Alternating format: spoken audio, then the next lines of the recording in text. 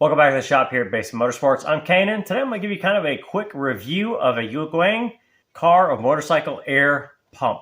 Now this is something I took on a recent road trip. I drove from Oregon down to Salt Lake City for the weekend and took this along, and it was fabulous. Now inside of your box itself, what you're going to get in there is a user manual. You're going to get some accessories for inflating something like football, basketball, etc., a blower pump or a blower nozzle here. You're going to get a charge because this is a lithium-ion powered battery pack. Of course, you're going to get your air pump, and then you're going to get the air hose connection to this, and then that goes to the tire or the accessories. Now, I'll give you the approximate size. You can see my hand, not a huge hand, but it does fit in the palm there. Easy to do. In order to turn it on, all you're going to do is flick the switch on the side, and then you're going to see that it's in modes. So now you have different modes across the top. You're going to be in car. Click the button on the very right here. You can then go to motorcycle. You can then go to bicycle. You can go to sports equipment like basketballs or footballs. And then you can go back one more time to the auto. So there's kind of your auto icon. Now at the very bottom here, you can see that it is fully charged. Charged it before I went. It came with a little bit of charge, but I went ahead and topped it off before I left on my road trip. And I've got it set in PSI, which is the American standard.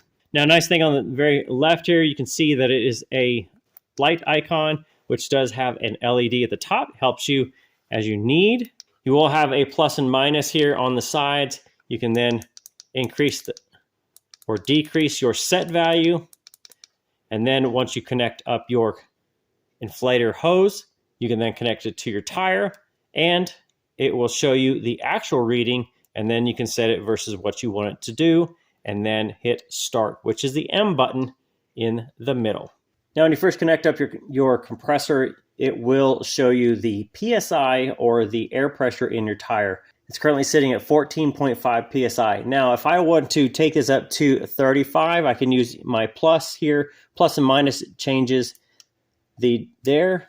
So now if I use that, it will show me that I'm setting this to raise the PSI from 14.5 to 35.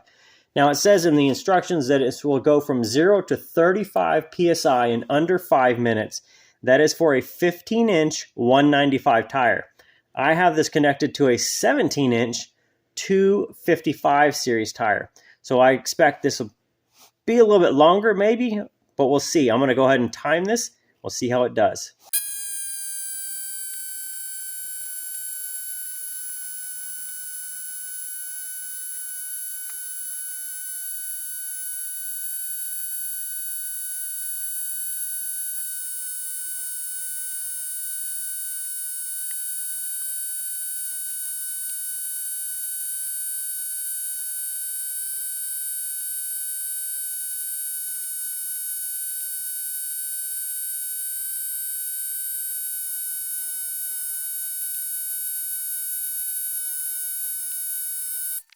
Okay, so they'll go from about 15 PSI up to 35, so a net of 20 PSI. That took just around 10 minutes. That's not too bad. Now, it does say in the instructions, don't run the compressor longer than 10 minutes. The pistons inside, as they pressurize the air, can get a little warm. So go ahead and let that cool down and put everything back together.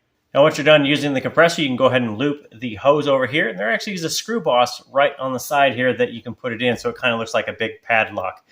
Now, otherwise, you can just go ahead and take it apart, take the hose off of it, and go ahead, charge it up, put it back in the box, and this stores easily, right? It's the size of your hand. Stores easily in a larger console, could be in a glove box or in the trunk or somewhere else in the car. Makes it easy to store nicely, and you can just use it as you need to either check air pressure or fill tires if you need to. Now, if you want to check out this, go ahead and look down in the video description. There is a link over to check this out, and there is a discount code for those that say they got to have this in their car or truck. That's it for this time. Thanks for stopping by. Get you another air compressor because you're going to use this in the future. It's a good buy. See you next time.